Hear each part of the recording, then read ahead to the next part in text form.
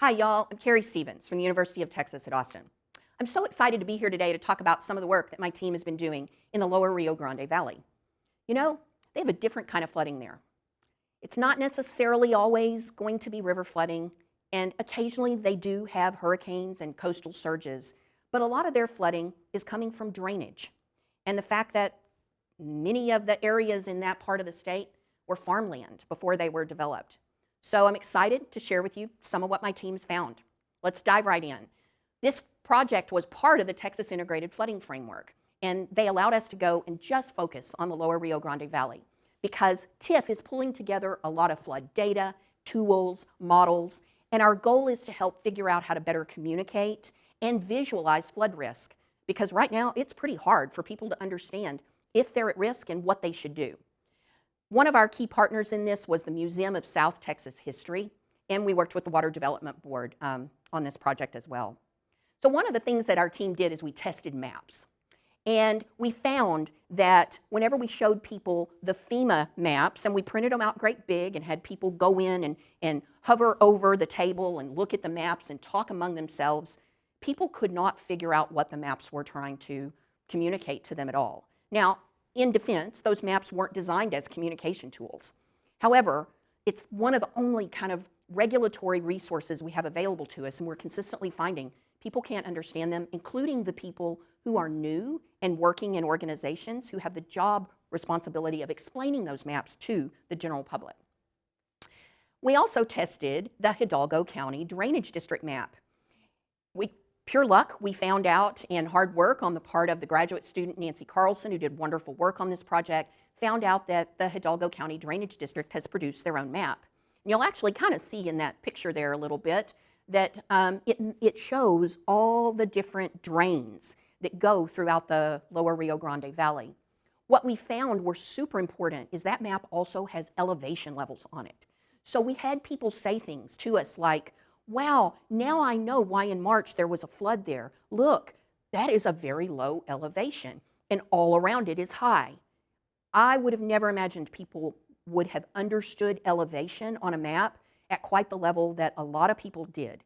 Now, I will definitely say not everyone understands it that way, and once again, Hidalgo County didn't design this as a communication tool, but it actually functioned as a pretty good one.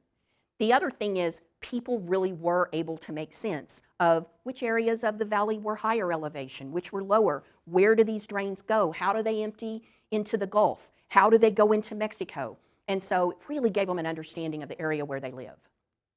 Second thing we did is we tested a brochure that told people how to use sandbags. Now, in a prior project that was funded by IC² at the University of Texas at Austin, we had developed a brochure for small business owners on sandbag use because we found that it's one of the few things that they can do themselves to try to protect the property that's inside their businesses. And what it does is it tells a story about, you know, there's rain clouds and the small business owner is trying to figure out if they have sandbags around. And it really is applicable to a whole lot of different audiences. I'm going to dive in a little deeper because what we did is we set up stations where people could get hands-on experience filling sandbags and actually practice it, as well as look at our sandbag brochure. Now, what we found is that most people don't know that you don't stuff those bags completely full. You fill them about 2/3 the way full. And think about it. Have you ever tried to fill a trash bag completely full, lay it down and stack it? I know you probably haven't done that, but think about it. If you fill it completely full, it's going to be bumpy all over it, right? But if you only fill it 2/3 the way full, you can start to stack things on top of it. That's the idea behind these sandbags. They also didn't realize that there's a specific way that you want to stack sandbags. If you just pile them all up where the ends are sticking out together, you haven't done any overlapping. And so really some great ways that we were able to teach people how to stack them. The other thing we learned is not everybody knows how to get access to sandbags. This varies in every community. Sometimes the local utilities will provide them, sometimes the county, sometimes the city, and sometimes they limit the number that people can get. And finally, those things are heavy. Oh my gosh. We had most of our participants telling us, that's too heavy for me to lift.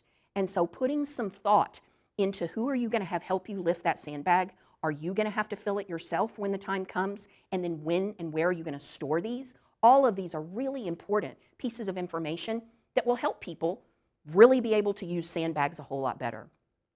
The next station that we had in this project is we talked a lot about what's usually called illegal dumping. You've all probably seen a bar ditch or a ditch beside the road, and you may have even seen when people throw trash in it, or sometimes, unfortunately, an old appliance. Well, in the lower Rio Grande Valley, they have a lot of these open ditches, and they're actually designed for water flow to get water away from people and to other areas, so flooding doesn't occur. However, the problem is people don't even know what those ditches are. They don't realize that they play a very strong connection to flood control. And the other thing is people who need to get rid of their objects, especially old tires, they don't realize that a lot of these communities, the counties and cities will hold events where you can bring your tires to them and they will take care of them so you don't throw them in the ditches. There's some real key takeaways with this project, and we're excited that this is a publication in 2026 that has come out. And the first thing is, when you're working with communities, figure out what terms they use to describe flooding. We were completely surprised. People were talking about stacking, water stacking up. And we were like, is that an official term? No, it's not an official term. But we even heard people in official capacities using it in the valley. Here's what it really means. People are talking about, especially if there's an object in a ditch, like an old appliance, water will stack up behind it, and then it flows out, and that's how flooding can happen. Even if there's not an obstruction, a whole lot of rainfall trying to get shoved down that ditch really fast can cause water to back up, and they call it stacking or stack up. Second key takeaway, working with the Museum of South Texas History on this project was incredibly valuable because we were able to pull people in from the community, local elected leaders, have open dialogues and talk actively and make some progress in addressing the flood concerns in the area. The other thing that we did in this project is we integrated art and storytelling.